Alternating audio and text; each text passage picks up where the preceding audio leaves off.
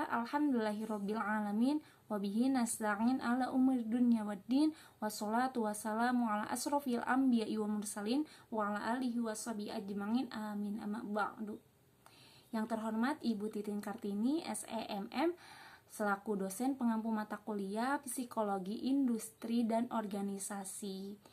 Baik, di sini kelompok 4 akan menjelaskan tentang teknologi komunikasi dan interpersonal. Berikut anggota kelompok 4, yaitu saya sendiri, Anissa Dwi Safitri, dengan MPM A1B220034, lalu ada Dila Melinda Putri dengan MPM A1B220005, lalu ada Hani Meilani dengan MPM A1B220038.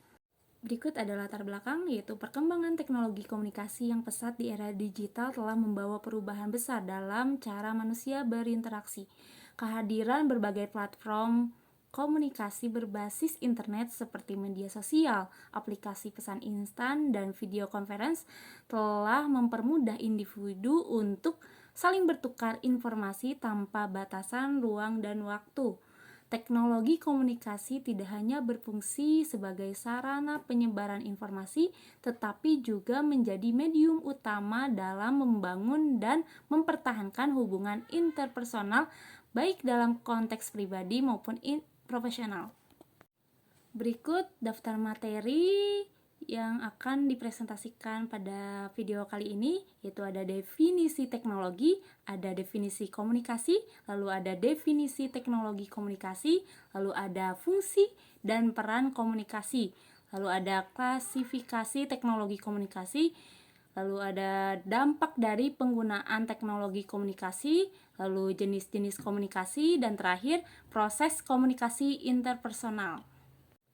Oke, sekarang kita masuk ke dalam materi. Yang pertama yaitu pengertian teknologi. Secara umum, teknologi dapat didefinisikan sebagai entitas benda maupun tak benda yang diciptakan secara terpadu melalui perbuatan dan pemikiran untuk mencapai suatu nilai. Teknologi dapat pula dimaknai sebagai pengetahuan mengenai bagaimana melakukan sesuatu, know-how or making things, atau know-how of doing things. Adalah kemampuan untuk mengerjakan sesuatu dengan nilai yang tinggi, baik nilai manfaat maupun nilai jualnya. Pengertian komunikasi. Komunikasi menurut Terry dan Franklin adalah seni mengembangkan dan mendapatkan pengertian di antara dua orang. Komunikasi adalah proses menukar informasi dan perasaan di antara dua orang atau lebih dan penting bagi manajemen efektif. Komunikasi adalah proses penyampaian suatu pesan oleh seseorang kepada orang lain atau memberitahu atau untuk mengubah sikap, pendapat, dan perilaku, baik langsung komunikasi tatap muka maupun tidak langsung. Komunikasi melalui media lebih dan penting manajemen efektif.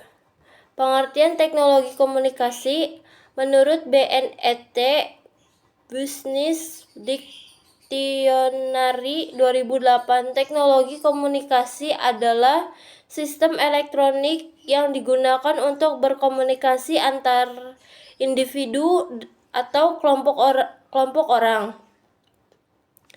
Teknologi komunikasi memfasilitasi komunikasi antar individu atau kelompok orang yang tidak bertemu secara fisik di lokasi yang sama. Bentuk dapat berupa telepon, telex, fax, radio, televisi, elektronik, data interchange, dan elektronik email.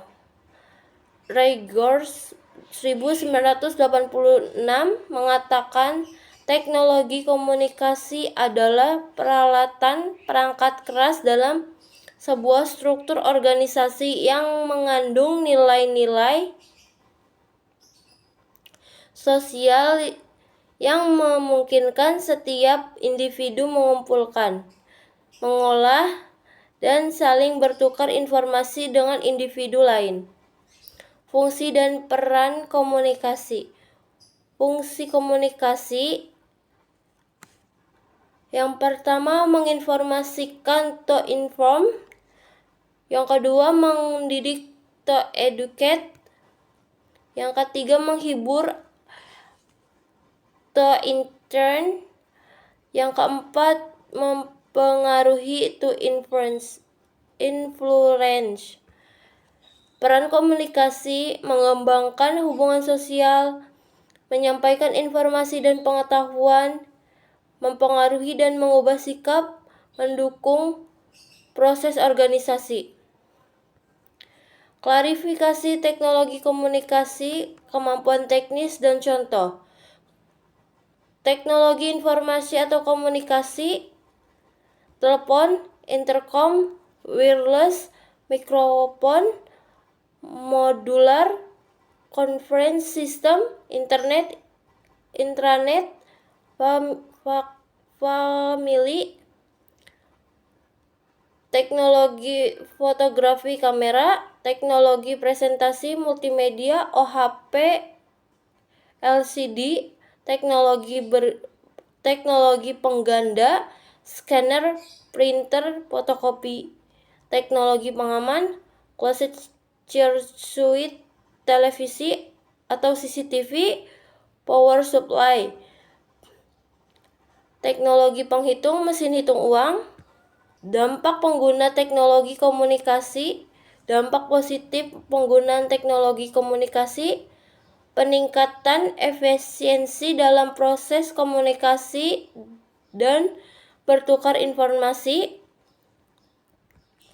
memberikan kemudahan akses informasi dan pengetahuan bagi masyarakat, mendorong kolaborasi dan pertukaran ide, serta menciptakan peluang baru dalam bidang ekonomi dan pemasaran. Teknologi seperti platform berbasis cloud memudahkan kolaborasi lintas budaya dan negara. Hal ini mendorong kerjasama dalam berbagai bidang seperti pendidikan, bisnis, dan proyek sosial. Dampak negatif penggunaan teknologi komunikasi. Pengguna media sosial, teknologi komunikasi yang tidak bijak dapat berdampak pada penyalahgunaan informasi, gangguan privasi, dan munculnya kecanduan teknologi di kalangan masyarakat. Yang kedua, tergantungan pada teknologi sering kali menggantikan interaksi sosial langsung. Hal ini dapat mengurangi rasa empati dan keterhubungan emosional dan dalam hubungan antar manusia.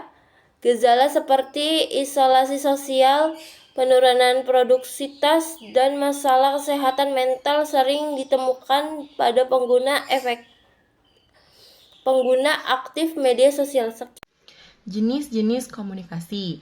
Jenis-jenis komunikasi dibagi menjadi 4. Yang pertama ada berdasarkan cara penyampaian pesan. Yang kedua berdasarkan jumlah komunikan atau jumlah orang yang terlibat. Yang ketiga yaitu berdasarkan arah atau pola arus informasi. Yang keempat yaitu berdasarkan tujuan komunikasi. Untuk yang pertama yaitu berdasarkan cara penyampaian pesan, ada 3. Yang pertama komunikasi verbal.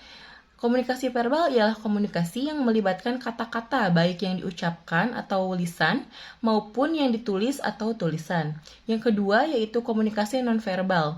Ialah komunikasi yang menggunakan ekspresi wajah, bahasa tubuh, intonasi suara, gerakan tangan, dan kontak mata. Komunikasi ini seringkali menyampaikan emosi atau sikap secara lebih kuat daripada kata-kata. Yang ketiga yaitu komunikasi visual. Komunikasi visual ialah komunikasi yang menggunakan simbol, gambar, grafik, warna, dan bentuk untuk menyampaikan pesan. Biasanya digunakan dalam presentasi, desain, iklan, dan media digital. Yang kedua yaitu berdasarkan jumlah komunikan atau jumlah orang yang terlibat. Untuk berdasarkan jumlah komunikan ini ada 4. Yang pertama, komunikasi intrapersonal adalah komunikasi yang berlangsung pada diri sendiri. Yang kedua yaitu komunikasi interpersonal adalah komunikasi yang berlangsung pada orang lain atau bisa disebut juga dengan komunikasi kelompok. Yang ketiga, komunikasi kelompok adalah komunikasi yang berlangsung dengan kelompok orang yang jumlahnya lebih dari 2 orang. Yang keempat atau yang terakhir yaitu komunikasi massa adalah komunikasi yang dilakukan melalui media massa. Untuk jenis komunikasi berdasarkan arah atau pola arus informasi ini ada 3. Yang pertama, komunikasi satu arah yang dimana pesan hanya dikirim oleh komunikator kepada komunikan tanpa umpan balik. Contoh seperti iklan di TV, pidato, dan lain-lain. Lalu yang kedua ada komunikasi 2 arah, ialah komunikator dan komunikan saling bertukar pesan dan memberikan umpan balik. Contohnya percakapan, wawancara kerja, dan lain-lain. Yang terakhir yaitu komunikasi spiral. Komunikasi spiral ialah proses komunikasi berkembang dari waktu ke waktu karena adanya interaksi berulang. Setiap komunikasi baru dipengaruhi oleh komunikasi sebelumnya. Yang terakhir yaitu jenis komunikasi berdasarkan tujuan komunikasi. Ada 4 juga. Yang pertama, komunikasi informatif, yang tujuan utamanya menyampaikan informasi, contoh pengumuman, pemberitahuan, atau berita. Lalu yang kedua, komunikasi persuasif, yang bertujuan mempengaruhi sikap, opini, atau tindakan orang lain, contoh iklan, kampanye, pidato, motivasi, dan lain-lain. Lalu ada komunikasi instruksional, ialah komunikasi yang menyampaikan perintah atau arahan. Contohnya itu SOP di tempat kerja, instruksi guru kepada siswa. Yang terakhir yaitu komunikasi ekspresif, ialah komunikasi yang menyampaikan pesan atau perasaan atau emosi. Contohnya menyatakan cinta atau menyampaikan kemarahan. Lalu ada proses interpersonal atau proses komunikasi interpersonal. Ada elemen-elemennya.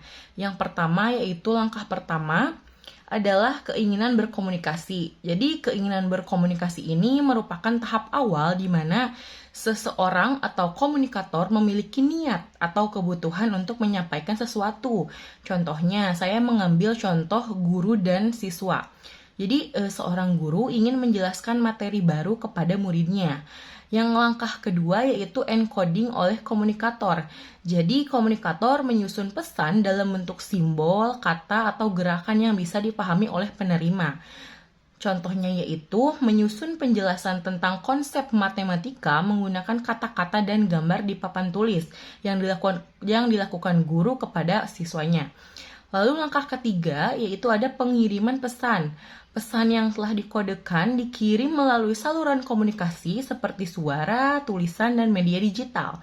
Contohnya, guru berbicara dan menjelaskan sambil menulis di papan tulis. Lalu langkah keempat ada penerimaan pesan. Pesan diterima oleh komunikannya atau orang yang dituju. Contohnya yaitu murid mendengarkan dan memperhatikan penjelasan guru. Langkah kelima, decoding oleh komunikan. Komunikan atau penerima menafsirkan dan memahami pesan yang telah diterima. Contohnya, murid mencoba memahami konsep matematika yang telah dijelaskan oleh guru. Lalu yang langkah keenam atau langkah terakhir yaitu umpan balik. Komunikan memberikan tanggapan terhadap pesan. Ini membantu komunikator mengetahui apakah pesan itu dipahami atau perlu penjelasan lebih lanjut.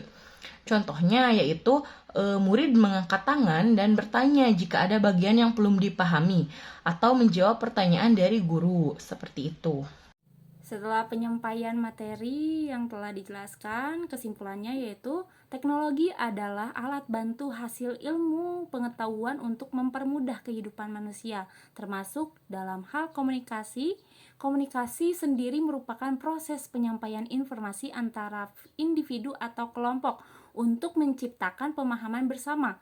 Dengan hadirnya teknologi komunikasi, proses penyampaian informasi menjadi lebih cepat, efisien, dan menjangkau lebih luas.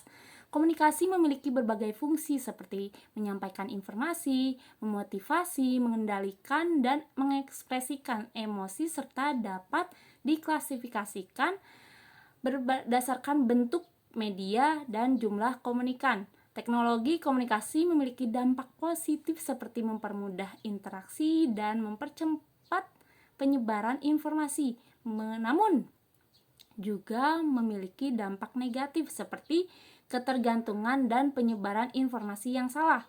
Proses komunikasi interpersonal berlangsung melalui tahapan pengirim pesan, saluran komunikasi, penerima, dan umpan balik, serta dipengaruhi oleh konteks dan gangguan yang mungkin terjadi.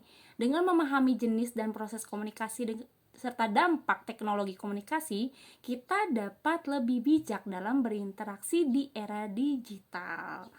Sekian dari kelompok 4, mohon maaf bila ada kesalahan. Wassalamualaikum warahmatullahi wabarakatuh.